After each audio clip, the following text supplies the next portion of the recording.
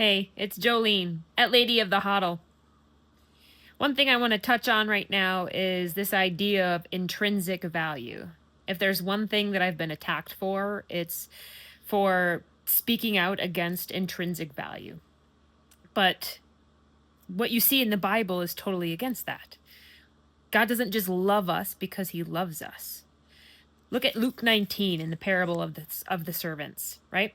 So the master was going to go away, and he entrusted his servants with his possessions.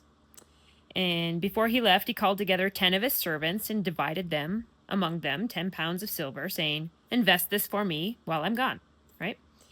So for the first, he invested his money and made a great profit and made 10 times the original amount. And the king exclaimed, "Well done, good and faithful servant. You've been faithful with a little, and I trusted you, so here are 10 cities as your reward." And then the next servant, invested and made five times the original amount. So how did the king respond? The king responded with, "Well done," and then gave him 5 cities. Not 10 this time, 5 cities, right? So apportioned to the investment and the reward that they got. And then the next one took his money and hid it in the field. Didn't invest it, didn't multiply it, just hid it away. He was afraid. How did the king respond? "You wicked servant. Your own words condemn you. You could have invested it. You at least could have put it in the bank and got a little bit." But he just hid it and squandered that investment. So the king said, "Take the money from this servant," and gives it to the one with the 10 cities, right?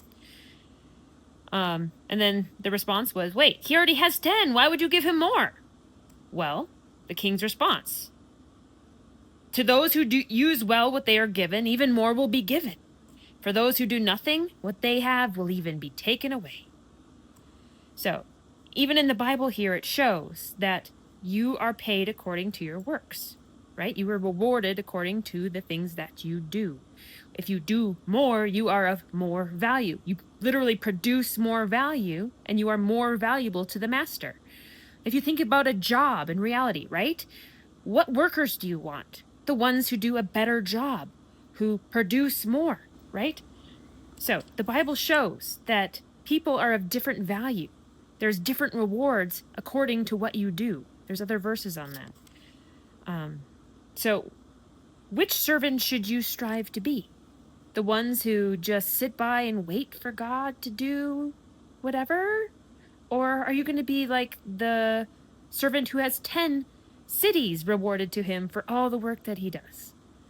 That's what my husband and I have discovered, that if you want to be of value to God, you have to act in such a way that is of value to him. And then when you do that, he sees it as a value, and then he will reward you. So wouldn't you want to act in such a way for the biggest reward? That's exactly what we've been saying. My husband and I are the 2 witnesses in the book of Revelation, and we seek to speak truth, the truth of creation, evident in the world around you, confirmed in Scripture. Be of value to God. Love his truth. Love what he loves and hate what he hates. Be his friend. Read our full letter at bit.ly, bit.ly/10 July final.